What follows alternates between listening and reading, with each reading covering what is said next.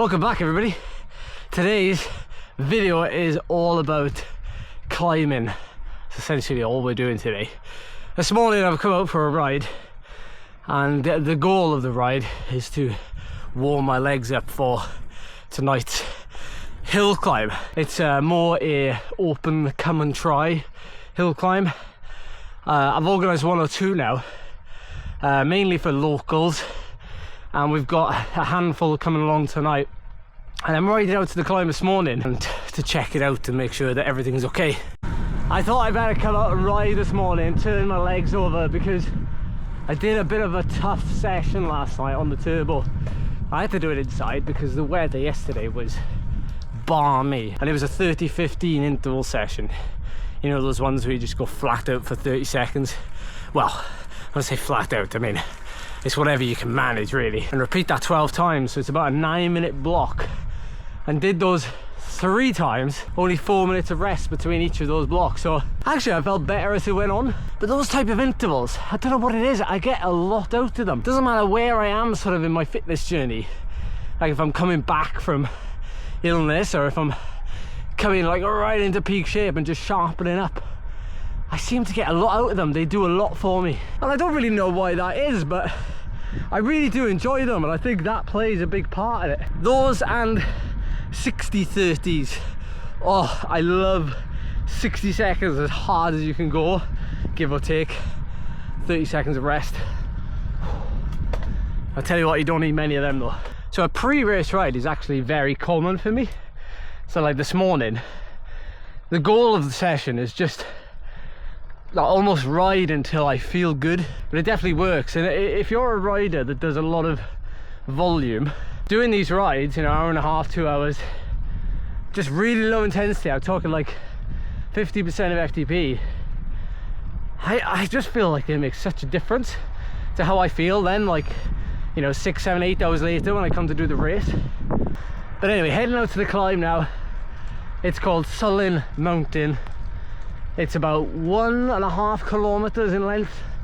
The KOM is held by local legend Heaven Evans, very good climber. Shout out to you, Hev. And tonight the community is gonna have a go at it. So the start is just around the corner and down under this bridge. But like, how many hill climbs have a track pump for you, Allen key set, bike stand? I asked the council for this to be here, so and this is where the climb starts. I'm not going to be totally mean. I will let people have a roll-in start, a run-up. I mean, you know, I'm not overly precious about, you know, running this like a serious event. I want to make it fun at the end of the day as well. There's lots of different abilities. I want to give them a chance to give it their best shot.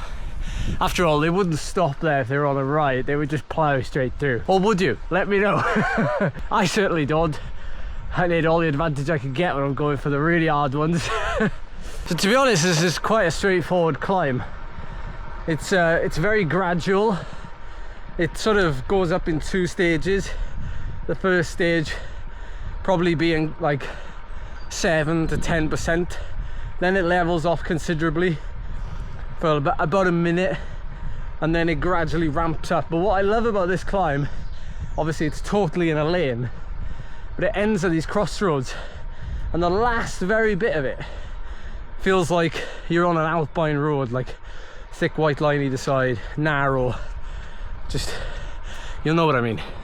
I'm actually having very serious thoughts about running like a 2-day event where people can come down and we can all go for a ride on say the Saturday, do some climbs, have a chat, meet new people, you know, quite relaxed. And then the next morning do a hill climb. I'm kind of like thinking about doing it in like the next 2 months, just like throwing it out there and doing it. A little bit of support, bit of nutrition there.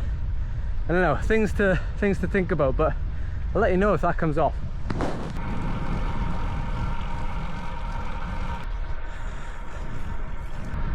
They'll have a good view of the hill climb tonight. That's a cracking house, that. Self-build.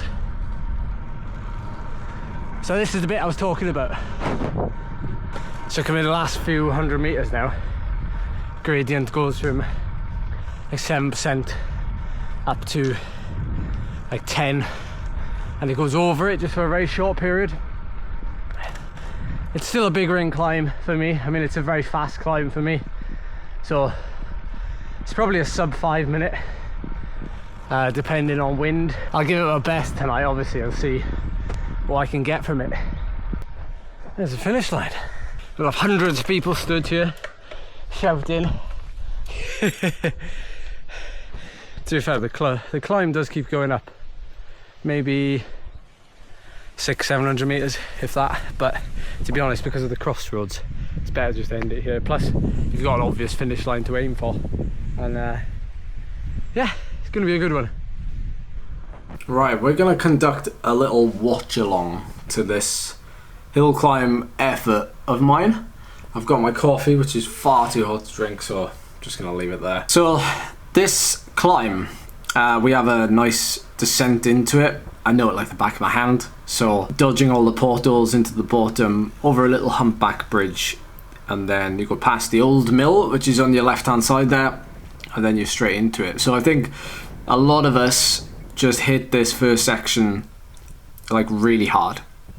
It's the quote-unquote steepest section of the climb, apart from maybe the last 100-200 meters. There's a little bit through the trees, as you'll see, but to be honest, like, because you're carrying so much speed into it, and I know we didn't do a standing start, okay, but you're carrying so much speed into it, you may as well sprint a little bit to get over it. So my power surges above 450 watts for this section. And actually, I should probably give you some context, because it's that time of year now where I'm going to be doing a couple more of these videos, and at the minute I'm weighing at 63.3 kilograms.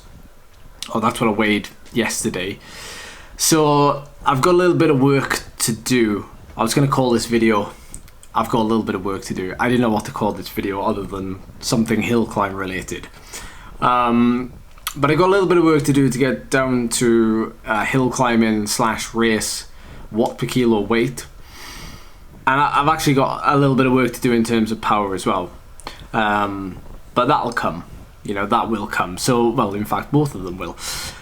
With patience and proper planning. So, this climb, as I'm sure I've mentioned already, has a little flat section.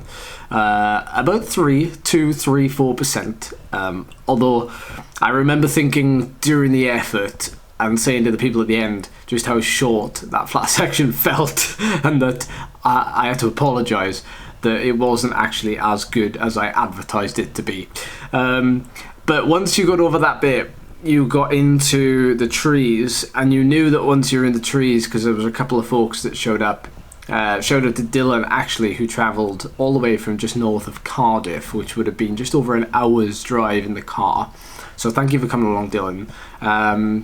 He didn't know this climb at all, so he did manage to ride it beforehand, but I essentially said, as soon as you get to the trees, you've only got a couple of minutes left. And this section is still quite fast. I knew that by coming into it with speed, you know, I was going to be able to keep rolling my big ring for as long as possible. I didn't think at any point I'd have to go down and change gears too many times. There's not really too many varying gradients on this climb, so essentially I knew that once I found a gear that was comfortable, I would just stay in it. And although that might sound a little bit silly, like I needed to find something I was comfortable with, you know, when you're doing a max effort, I spoke to someone about this on the ride today, you have to try and find comfort in the small things. You know, everything feels uncomfortable, so you need to try and find comfort somewhere. And for me, it comes down to gearing and breathing. So interestingly, quite a few folks paced this in a very similar way. They went really hard at the bottom, and then their power dropped off, but then they managed to sustain that all the way to the summit. I did a completely different pacing strategy where, yes, I went hard at the bottom, but then my power sort of leveled off, and then I was able to surge again for the last 30 seconds here, going around close to 500 watts. So I was able to pick things up late on, which is a good thing. It's something I've been trying to do more frequently now, and I'll show you what I mean on the power graph. So you can't really see it from the zoomed in perspective as much as you can from the zoomed out perspective, where you can really see this sort of U shape in the graph. It's very subtle, but it is there, and it kind of lends itself on this climb to that kind of power distribution because the climb has that shallower section kind of halfway in. So I average around about 433 watts, which is about 6.9 watts per kilogram. If my FTP is around 360 at the minute, then that's 122% of my FTP. Completed the climb in 3 minutes 51 seconds, just a smidge faster than the current KOM holder, just a smidge faster than one of the local legend cyclists. And to be honest, I didn't think it was a done deal. It was only a couple of seconds in it. So it's a 1649 VAM, and the total 1.8 kilometer climb at 5.8% average. I averaged 28.7 kilometers per hour, topping out at 42.9. That's probably the bottom of the climb where I carried most of my speed off that descent. So there you have it, a little bit of a DIY hill climb. I hope you enjoyed this video. I'm sure everybody did who took part. Or at least I haven't received any messages from anybody. I should check in with them. Thanks for watching, everybody. I'll see you next time. No, you're the only one who drove. I'm the only one who drove. No, you weren't the only one. I usually do it, but she wanted to, yeah.